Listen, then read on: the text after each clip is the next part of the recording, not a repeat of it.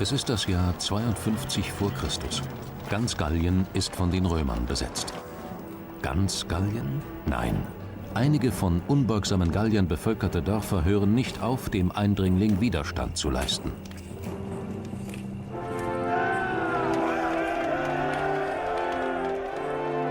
Um die Macht in Rom an sich zu reißen, will Caesar Gallien unter seine Herrschaft bringen. Doch die Gallier, oder Kelten, wie sie sich selber nennen, besinnen sich auf ihr höchstes Gut, die Freiheit. Sie sind bereit, alles dafür einzusetzen, ihre Heimat und ihr Leben. An ihrer Spitze steht ein charismatischer Führer, Vercingetorix. Mit ihm ziehen sie in die Schlacht, die letzte Schlacht der Kelten.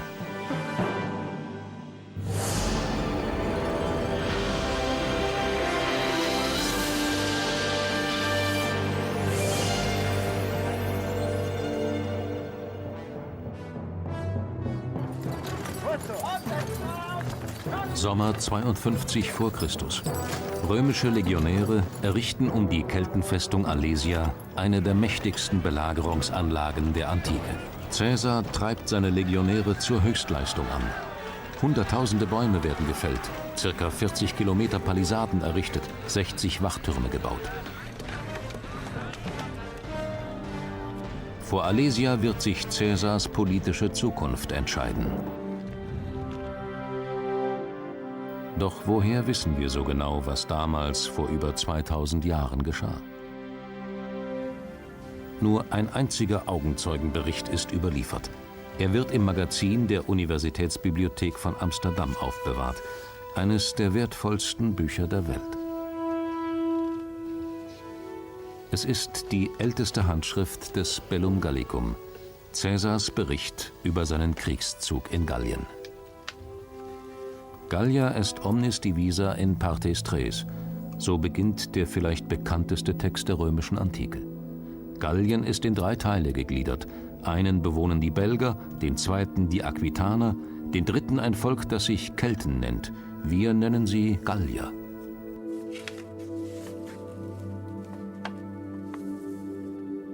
Da die Kelten selbst keine Geschichtsschreibung hatten, ist Caesars Bericht die wichtigste Quelle zu ihrer Geschichte und zum Leben ihres berühmtesten Helden Vercingetorix.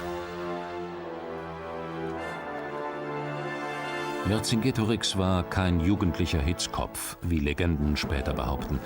Er war damals vermutlich 30 Jahre alt und bereits ein erfahrener Politiker. Als streng und unerbittlich beschreibt Caesar seinen Gegner. Er feuerte die Leute an, um der gemeinsamen Freiheit willen zu den Waffen zu greifen. Durch harte Strafen zwang er auch Zögernde zu Gehorsam. Die Kelten sind ein Trauma Roms. Immer wieder waren keltische Volksstämme aus dem Norden nach Italien eingefallen. Einst hatten die Kelten sogar Rom eingenommen und verwüstet. Diese Schmach sollten die Römer nie vergessen.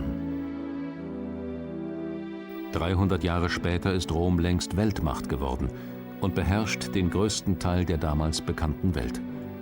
Das aus den Provinzen gepresste Geld hat die Stadt reich gemacht. Säulenhallen, Tempel und Theater sind entstanden. Fast 1 Million Menschen bevölkern die Metropole. Ihr Zentrum? Das Forum Romanum. Hier beginnt die Karriere eines der größten Politiker der Weltgeschichte, nach dessen Namen sich spätere Herrscher den Titel Kaiser gaben. Caesar hatte sich durchgesetzt. Er war im Jahr 59 Konsul geworden und hatte damit ein Ziel erreicht, das nur wenige der großen aristokratischen Familien je erreichen konnten. Caesar aber wollte mehr. Um dieses Mehr zu erreichen, brauchte er den großen Krieg, den Kriegszug über die Grenzen des Imperiums. Nach seinem Konsulat in Rom gelingt es Caesar, Statthalter der römischen Provinzen in Gallien, im Gebiet des heutigen Südfrankreich, zu werden. Für Caesar wird Gallien zur Trumpfkarte seines Pokers um die Macht in Rom. Ganz Gallien, von den Pyrenäen bis zum Rhein, will er unterwerfen. Dafür braucht Caesar Verbündete. Zu ihnen gehört anfangs auch ein junger Adliger aus einem der einflussreichsten Stämme Galliens, Vercingetorix. Noch steht er loyal an Caesars Seite, fasziniert von Macht und Kultur des Eroberers. Doch bald schon wird er zum erbitterten Gegner. Caesar weiß, sein Schicksal wird sich in Gallien entscheiden.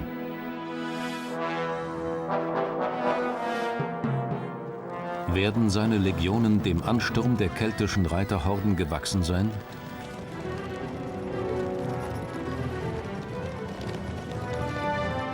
In den ersten Jahren des Gallienfeldzugs hat Caesar viele Stämme unterworfen oder sich zu Verbündeten gemacht.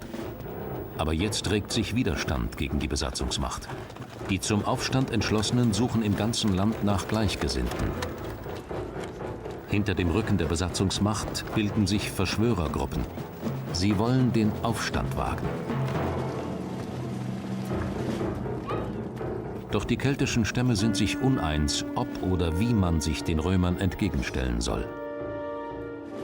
Oft weicht anfängliche Entschlossenheit der Furcht vor der militärischen Stärke des Feindes. Viele sind ratlos.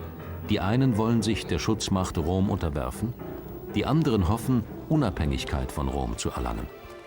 Noch gibt es keinen gemeinsamen Widerstand. So ist manches Dorf der geballten militärischen Macht der Römer hilflos ausgeliefert. Innerhalb von 3 Jahren erobern Caesars Soldaten auf diese Weise große Teile Galliens, ohne auf nennenswerten Widerstand der Kelten zu stoßen. Üblicherweise kämpfen die Römer bei Tag, aber Caesar ändert das. Er lässt seine Truppen auch bei Nacht angreifen, um den Gegner zu überraschen. Für die römischen Legionäre sind solche Überfälle Routine. Dabei können sie sich Nahrung beschaffen und Beute machen. Caesars Bericht verschweigt die Gräuel des Krieges nicht. Als unsere Truppen die Stadt Avaricum stürmten, waren unsere Soldaten von den anstrengenden Belagerungsarbeiten so sehr erregt, dass sie nicht einmal Greise, Frauen und Kinder schonten. Von der ganzen Bevölkerung, deren Zahl etwa 40.000 betragen hatte, konnten am Ende kaum 800 zu Vercingetorix entkommen. Für die Kelten ist der Krieg eine schreckliche Tragödie. Frauen werden vergewaltigt, Familien auseinandergerissen, tausende Menschen getötet oder in die Sklaverei verschleppt.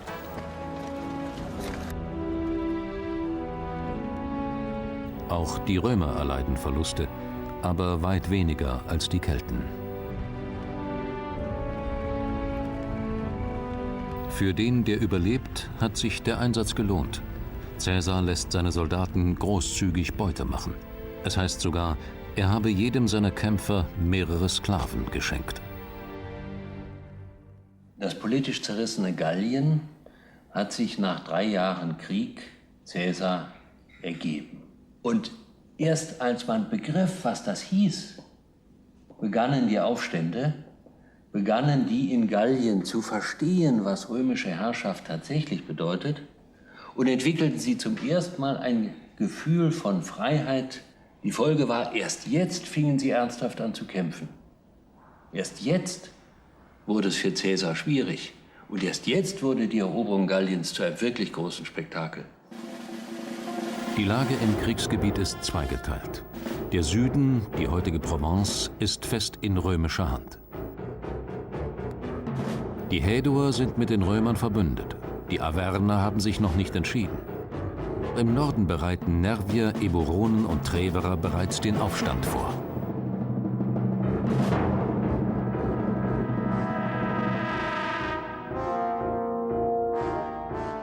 Caesar ist über die brisante Lage unterrichtet. Er befiehlt allen Stammesführern, nicht von seiner Seite zu weichen. Niemand soll hinter seinem Rücken eine Rebellion anzetteln können. Doch einer weigert sich: Dumnorix.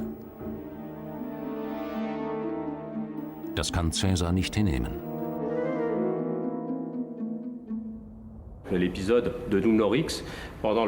Während der Dumnorix-Affäre widersetzt sich ein wichtiger Anführer der Häduer, die normalerweise auf der Seite der Römer standen, den Anordnungen Caesars und damit dessen Autorität und seinem Anspruch auf Vorherrschaft.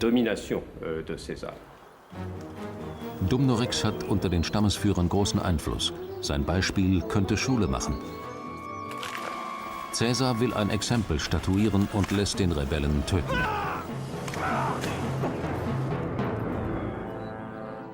Aber die Erinnerung an ihn konnte Caesar nicht auslöschen. Jetzt besinnen sich die Bewohner Galliens auf das wichtigste Erbe ihrer Vorfahren: ein Leben in Freiheit. Die Druiden spielen dabei eine bedeutende Rolle. Caesar beschreibt sie als Lehrer, Richter, Priester und Propheten. Besonders in Zeiten von Not und Krieg ist ihr Rat gefragt. Dann vollziehen sie an versteckten Quellen geheime Rituale und bringen ihren Göttern Opfer. Befremdet von der Naturreligion der Kelten schreibt ein römischer Dichter: Wasser floss aus dunklen Quellen und düster standen, ohne Kunst und roh aus Holz gehauen, Götterbilder da. Den Römern schauderte es vor den unheimlichen Zeremonien der Druiden.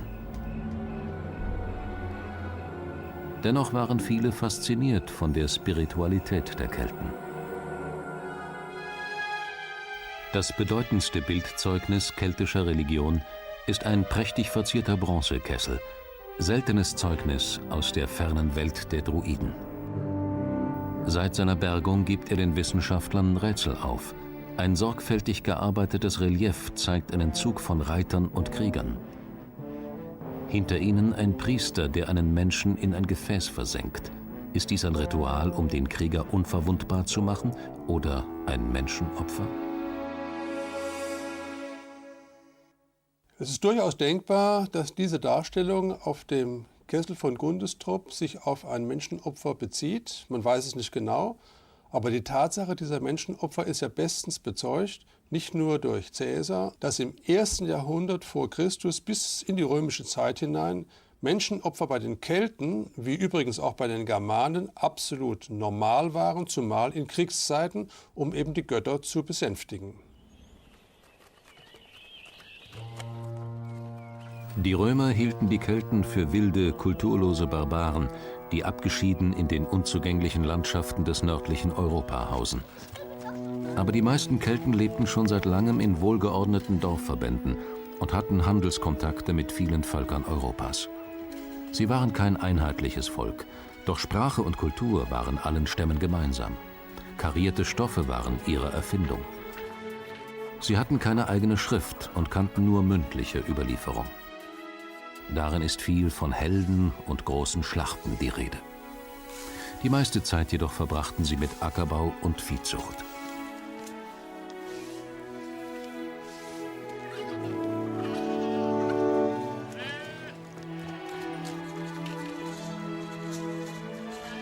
Seit etwa dem 6. Jahrhundert vor Christus bevölkern die Kelten weite Teile Europas. Anfangs lebten sie nur in Dörfern, später gründeten sie die ersten Städte nördlich der Alpen. Im 5. Jahrhundert vor Christus begann eine Zeit der Wanderung. Kelten ziehen nach Italien, über den Balkan, nach Griechenland und bis in die Türkei. Eine Vielzahl von Spuren hinterließen sie im heutigen Österreich, das zu einem ihrer Stammgebiete gehörte. Im Naturhistorischen Museum von Wien lagern unzählige Objekte, die Archäologen bei Ausgrabungen bergen. Hier untersuchen Spezialisten einen Knochen, der in einem frühkeltischen Grab gefunden wurde. Die Analyse erlaubt einen Blick in eine unfriedliche Zeit. Seltener, ein sehr ungewöhnlicher Befund. Im Bereich oberhalb des Knies steckt eine Pfeilspitze drinnen mit einer deutlichen Richtung. Der Schuss ist eher von schräg unten gekommen. Genau. Also ein Reiter kann das sein. Richtig, genau. Das Eine skythische Pfeilspitze. Wurden die Kelten von ihren östlichen Nachbarn besonders oft angegriffen? Gab es Gründe dafür? Eine mögliche Erklärung findet sich im Archiv des Museums. Hier lagern die Dokumente eines sensationellen Fundes. Handkolorierte Zeichnungen von über 2000 Gräbern, die in den österreichischen Alpen ausgegraben wurden. Wertvolle Waffen und Schmuckstücke, die man den Toten mitgab, zeugen von Wohlstand und von einer Kultur, die nach ihrem Fundort Hallstatt einer ganzen Epoche den Namen gab. Hallstattkultur. Was war die Ursache für die Besiedlung und den Reichtum der damals abgelegenen Gegend? Die Antwort findet sich in 300 Metern Tiefe, in dem ältesten Bergwerk der Welt. Archäologen suchen hier nach Hinweisen, die Aufschluss geben über Leben und Arbeiten der Kelten vor 2500 Jahren. Die Arbeit unter Tage war gefährlich, viele Bergleute wurden verschüttet. Im 17. Jahrhundert fand man hier die mumifizierte Leiche eines keltischen Bergmanns. Er wurde berühmt als der Mann im Salz. Das Mineral, das man hier abbaute, hat ihn über Jahrtausende konserviert. Salz, das weiße Gold der Kelten.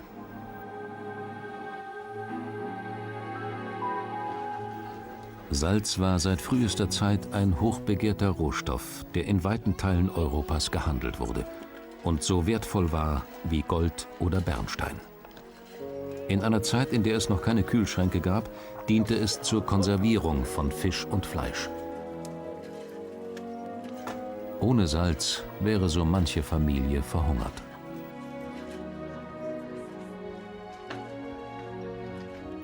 Der Konservierungstechnik der Kelten verdanken wir Salami, Pökelfleisch und Schinken. Die Kelten haben die ganze Mittelmeerwelt mit Salz versorgt, vor allem aus den Bergwerken in den Alpen.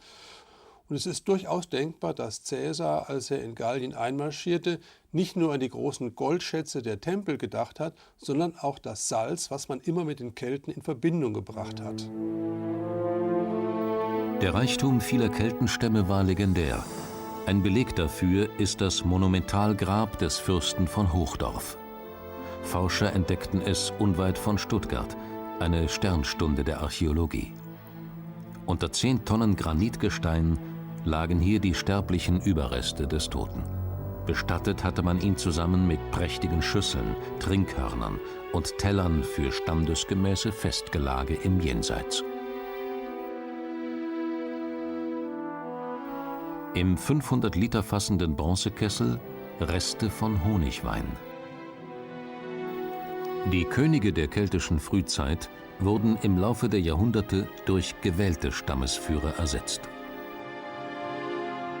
Erst durch die Bedrohung Caesars, als man einen gemeinsamen Oberbefehl wieder brauchte, hat man eben Vercingetorix zum Heerführer und damit zum König gewählt. Nicht zuletzt deswegen, weil er selbst aus einer adligen, aus einer königlichen Familie stammte und von daher das Glück des Königs in irgendeiner Weise mit ihm und seiner Familie verbunden schien. Endlich war es gelungen, die zerstrittenen Stammesführer Galliens unter einem Oberkommando zu versammeln.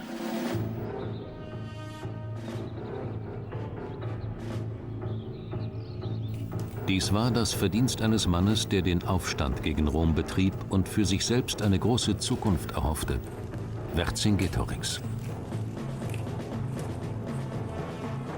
Auf ihm ruht nun die ganze Hoffnung der bedrohten Kelten. Hatte er nicht Land auf Land ab mit leidenschaftlichen Reden zum offenen Aufstand gerufen?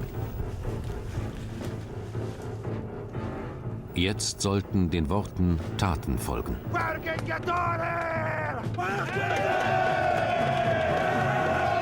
Nun wird sich zeigen, ob er der Mann ist, der die zerstrittenen Stämme gemeinsam in den Kampf gegen Rom führen kann. Schon bald erreicht der Krieg auch die entlegensten Dörfer. Vercingetorix fasst einen Plan, der jeder militärischen Logik zu widersprechen scheint. Dafür braucht er die Unterstützung der Druiden. Lange hatten die Bauern Galliens hilflos mit ansehen müssen, wie Caesars Truppen ihre Felder und Kornspeicher plünderten. Druiden beschwören ihre Landsleute, Vercingetorix zu folgen und dem Sieg das größte Opfer zu bringen, ihre Felder und Dörfer niederzubrennen, um die Römer so vom Nachschub abzuschneiden. Eine schwere Entscheidung, die eigene Habe zu zerstören, um die Heimat zu retten. Caesar notiert beeindruckt: Noch am selben Tag wurden mehr als 20 Städte der Bituriger in Brand gesteckt. Dasselbe geschah bei den übrigen Stämmen.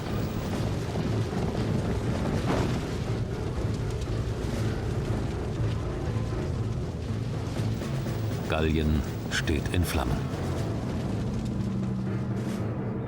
Die Politik der verbrannten Erde hat Erfolg. Die Versorgung der römischen Truppen gerät ins Stocken. Die Gewaltmärsche, für die Caesars Soldaten berühmt sind, manchmal bis zu 30 Kilometern am Tag mit ca. 40 Kilo Gepäck, überfordern die entkräftete Truppe. Die Situation wird kritisch für Caesar. Kann er jetzt die Entscheidung nicht erzwingen, werden seine Truppen in wenigen Wochen aufgerieben sein. Nun muss er erst recht auf Militärtechnik setzen, um den Krieg schnell für sich zu entscheiden. Kampfformationen wie die sogenannte Schildkröte zum Schutz gegen Wurfgeschosse und Pfeilhagel. Schnelle Verteidigung bei Überraschungsangriffen. Der Einsatz von Belagerungsmaschinen. Den schweren Steinschleudern haben die Kelten nichts entgegenzusetzen.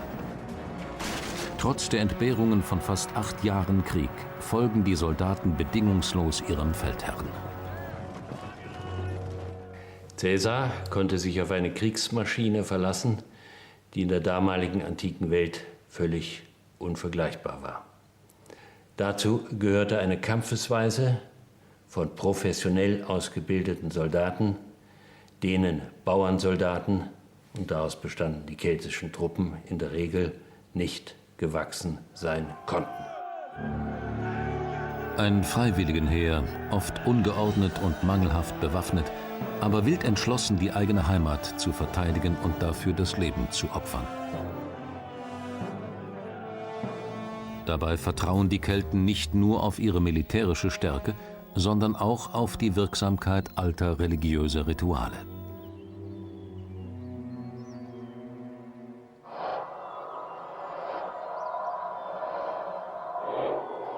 Ihre Druiden müssen helfen, die Gunst der Götter und das Kriegsglück zu erzwingen. Sie treffen sich an magischen Orten, auf geheimen Waldlichtungen. Für einen glücklichen Kriegsausgang versenken sie Schilde, Speere und Schwerter in heiligen Quellen und Seen.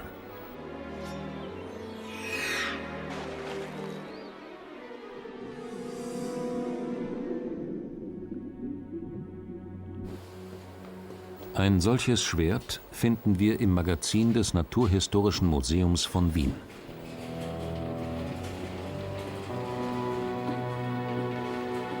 Das Museum besitzt eine weltweit einzigartige Sammlung zur Geschichte der Kelten.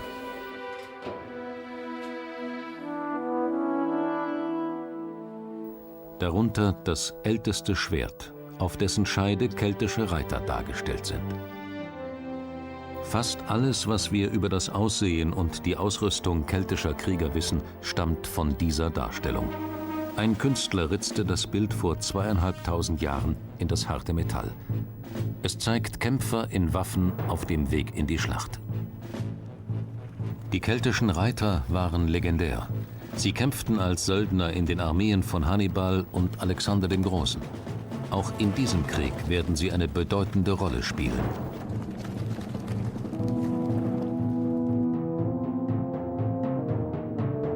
Avaricum, Gergovia, Alesia. Die Orte, an denen sich im Jahr 52 v. Chr. das Schicksal der Kelten entscheidet. Gergovia ist die Hauptstadt der Averner und die Heimat ihres Führers Vercingetorix. Auf einem Hügel gelegen war die Stadt schwer zugänglich, notiert Caesar. Daher entfaltet er die ganze Kunst römischer Belagerungstechnik und hofft auf einen schnellen Sieg. Vercingetorix antwortet mit einem Überraschungsangriff. Aus dem Schutz der benachbarten Hügel fällt er den überraschten Legionen in die Flanke. Viele der verbündeten Hilfstruppen wechseln daraufhin die Seite und zwingen die sieggewohnten Legionäre zum Rückzug. Caesar verliert 700 Soldaten und fast die Hälfte seiner Unteroffiziere. Caesar zog dann in den Norden Galliens, wo er einige Truppenteile bei Lutetia, dem heutigen Paris, zurückgelassen hatte. Mit der wiedervereinigten Streitmacht wollte er sich Richtung Süden in die römische Provinz zurückziehen. Dadurch ist er jetzt Vercingetorix strategisch unterlegen.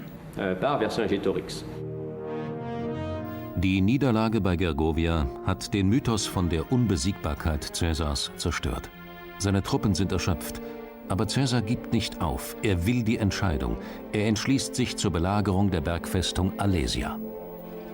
Dorthin hatte sich Vercingetorix mit seinen Truppen zurückgezogen. Wollte er Caesar in eine Falle locken? In Eilmärschen rücken die Römer vor die Stadt. Dort eingetroffen, entwirft Caesar seine Belagerungsanlagen. Ein innerer Ring soll die in Alesia Eingeschlossenen am Ausbruch hindern. Ein äußerer Ring das Römerlager vor feindlichen Angriffen schützen. 50.000 Soldaten treffen ein. Die gesamten in Gallien stationierten Legionen werden vor Alesia zusammengezogen. Caesar richtet sich mit seinen Belagerungswerken auf einen Zwei-Fronten-Krieg ein.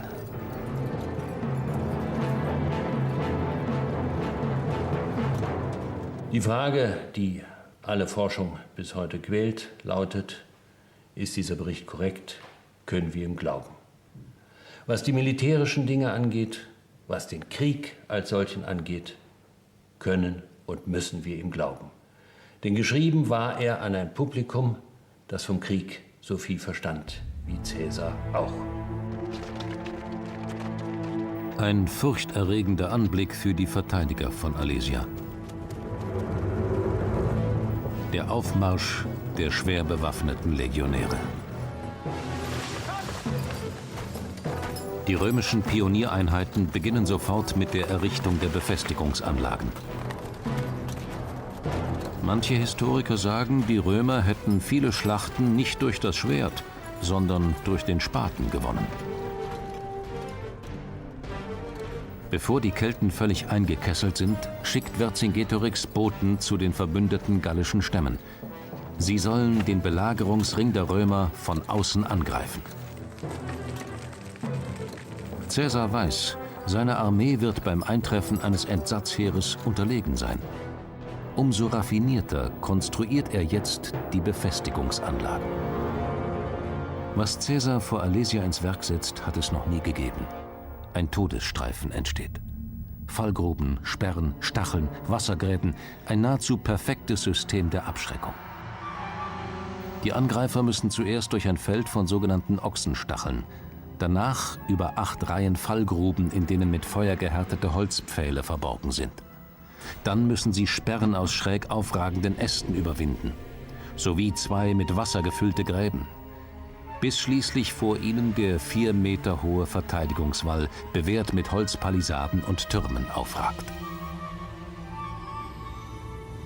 Ein schier unüberwindbares Hindernis für die auf dem Berg Eingeschlossenen und ihre Bundesgenossen.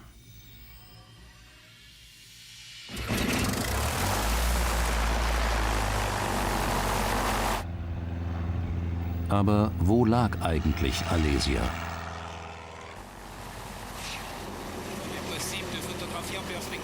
Der Fotograf René Gouguet hat die Suche nach den Spuren des Gallischen Krieges zu seiner Lebensaufgabe gemacht. Unter uns liegt der Hügel des historischen Alesia, oberhalb des heutigen Alise-Saint-Draine, einem kleinen Städtchen im Herzen Burgunds.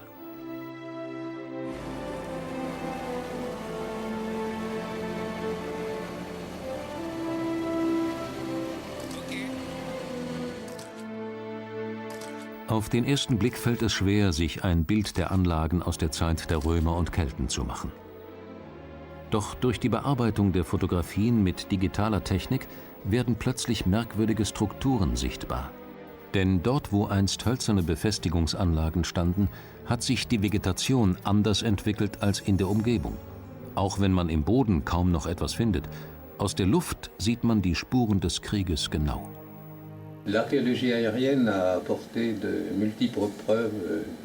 Durch die Luftbildarchäologie konnte Alesia eindeutig in Alissandrin lokalisiert werden.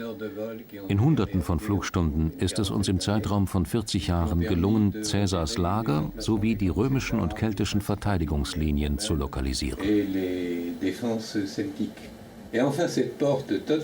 Hier liegt ein erst vor kurzem durch die Luftaufnahmen entdecktes Tor. An ihm enden 3 Verteidigungssysteme. Diese Linien stellen gewissermaßen die Signatur der römischen Anwesenheit in Alesia dar. Hier sind die Spuren der äußeren Befestigungsanlage mit einer Reihe von 4 kleinen Gräben, die genau der Beschreibung von Caesar entsprechen.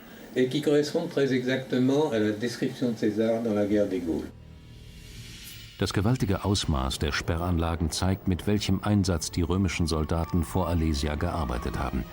In nur 6 Wochen entstehen ein 16 Kilometer langer Belagerungsring und ein 21 Kilometer langer Verteidigungsring.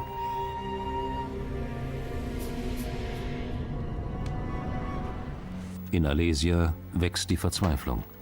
Tag für Tag rüsten die Kelten sich für eine mögliche Schlacht, während der römische Todesstreifen immer bedrohlichere Dimensionen annimmt. Bisher warten sie vergeblich auf Hilfe von außen, ohne die der Kampf gegen die Belagerer hoffnungslos erscheint. Die Lage spitzt sich dramatisch zu, als die nur für 30 Tage angelegten Vorräte zur Neige gehen. Ist Vercingetorix am Ende? Wo bleibt die Entsatzarmee? Die Römer scheinen sich auf eine lange Belagerungszeit eingerichtet zu haben. Caesar berichtet, die verzweifelten und ausgehungerten Kelten hätten in ihrer Not erwogen, Menschenfleisch zu essen. Die Mehrheit jedoch habe dies entsetzt abgelehnt. Am Ende fiel die Entscheidung, alle kampfuntauglichen Esser, Greise, Frauen und Kinder, aus der Festung zu schicken. Wie groß muss die Verzweiflung gewesen sein, um solch eine grausame Entscheidung zu treffen und taub für das Flehen der Verstoßenen zu sein. Den Vertriebenen bleibt nur die Hoffnung, dass der Feind sie aufnimmt. Caesar aber schweigt, die Not seiner eigenen Truppen vor Augen.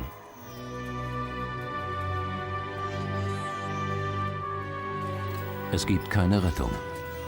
Elend gehen die Hungernden zugrunde. Freund und Feind sehen tatenlos zu. Die Lage der Kelten erscheint aussichtslos. Die Verbündeten lassen weiter auf sich warten. Doch an einem Septembermorgen bietet sich den römischen Wachposten ein furchterregender Anblick. Die vereinigten Streitkräfte Galliens treffen vor Alesia ein. Laut Caesar 250.000 Fußsoldaten und 8.000 Reiter. Sie beziehen Stellung auf den umliegenden Hügeln. Die römischen Soldaten sind besorgt. Werden ihre Befestigungen dem drohenden Ansturm standhalten? In Alesia hingegen schöpft man neuen Mut. Vercingetorix beschwört seine Krieger. Jeder soll wissen, dass es jetzt ums Ganze geht. Eine Niederlage würde das Ende der gallischen Freiheitsträume bedeuten.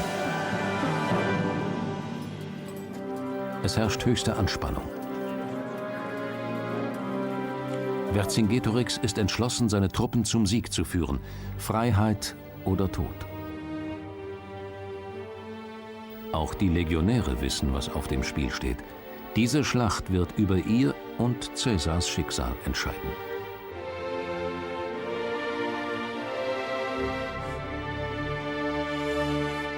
Caesar hatte 8 Jahre um seine Zukunft gekämpft und verlor er diese Schlacht vor dem Nichts.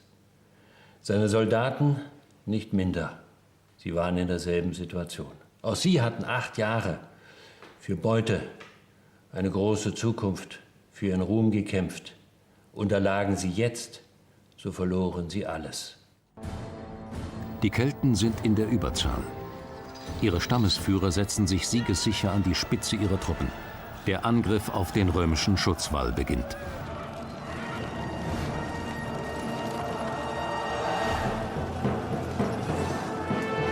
Das ist das Signal für Vercingetorix Truppen. Von Alesia aus greifen sie den inneren Belagerungsring an, schütten die Gräben mit Erde zu und überwinden an einigen Stellen die Barrikaden. Doch noch behalten die Römer die Kontrolle und schlagen die Kelten zurück.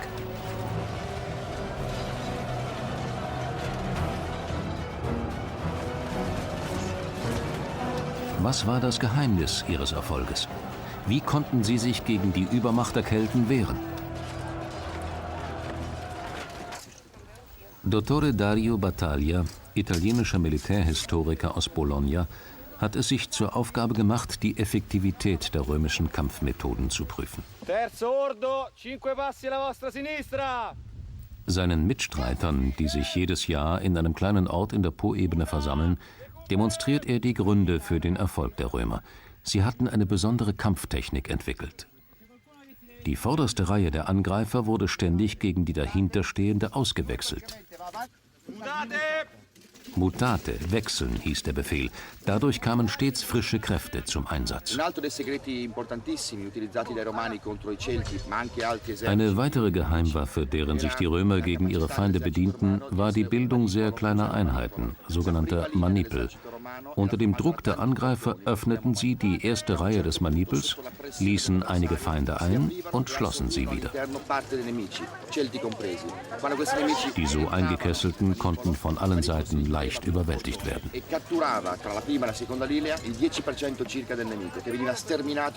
Auf diese Weise bildeten die Römer eine Art lebendige Festung, die sich öffnen und schließen ließ und so den Gegner komplett vernichten konnte.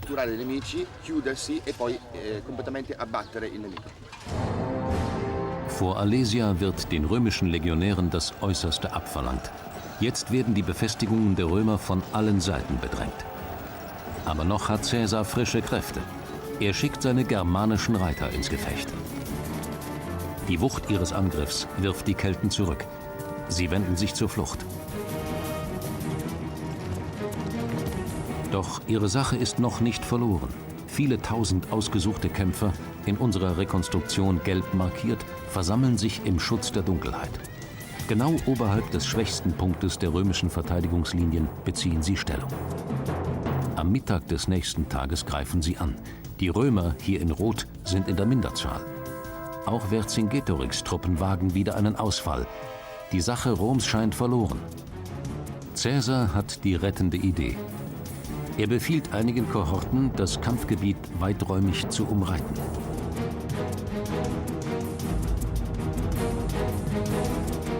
Von einem Hügel aus sollen sie dem Gegner überraschend in den Rücken fallen.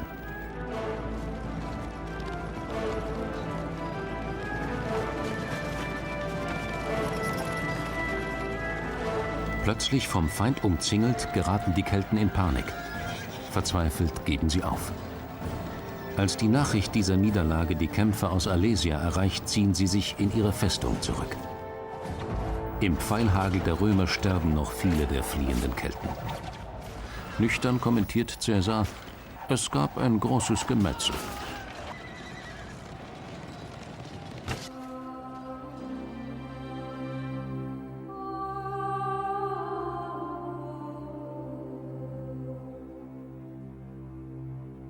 Zahlenmäßig waren die Kelten den Römern weit überlegen.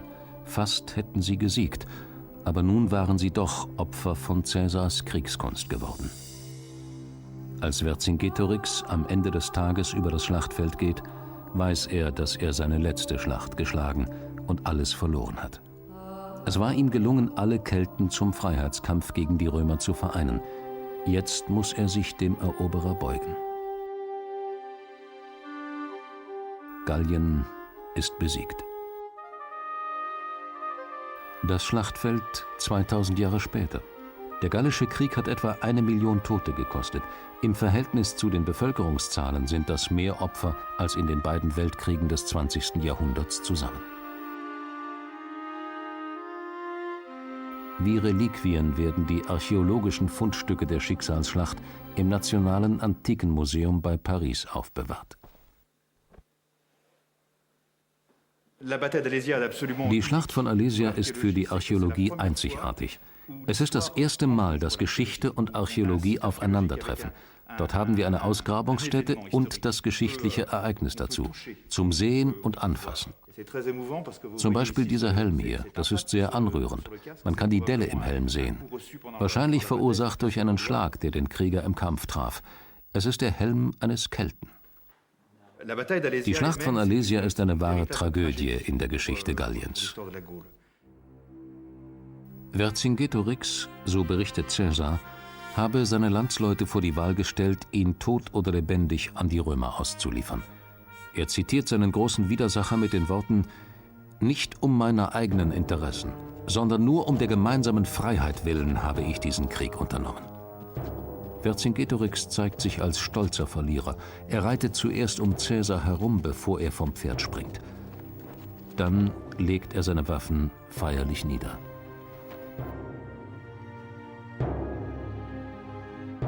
Er bittet Caesar um Gnade für die unterworfenen Stämme. Caesar hat diesem Vercingetorix nie verziehen, was er ihm angetan hat. Er hat ihm nie verziehen, dass er ihn noch einmal in die Hölle des Krieges zwang und ihn an den Rand der Niederlage drängte. Als sich der gallische Fürst ihm ergab, hat er, entgegen aller heroischen Verzeichnungen, ihn sofort gefangen setzen lassen, ihn nach Rom geschafft und ihn dort 6 Jahre warten lassen, um ihn schließlich im Triumphzug in Ketten gefesselt vor sich herschleifen zu lassen. Der Sieg über Gallien macht Caesar zum mächtigsten Mann in Rom. Dort feiert er im Jahr 46 vor Christus seinen Triumph, zusammen mit seinen Soldaten, die ihrem Feldherrn bis zuletzt die Treue gehalten hatten.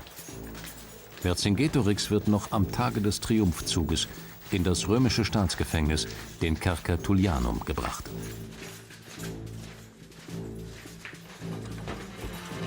Dort wartet der Henker auf ihn. 6 Jahre lang hatte der Gefangene darauf gehofft, Gnade bei einem großherzigen Gegner zu finden. Vergeblich.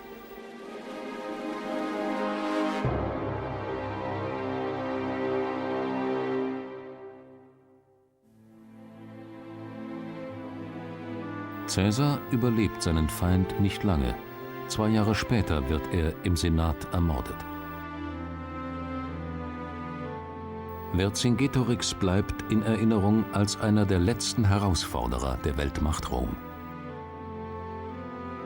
Napoleon III. Ließ ihm auf dem Berg von Alesia ein Denkmal errichten. Bis heute gilt er als Nationalheld der Franzosen. Und in Zukunft vielleicht, zusammen mit seinem großen Gegner Caesar, als einer der Ahnherren des geeinten Europa.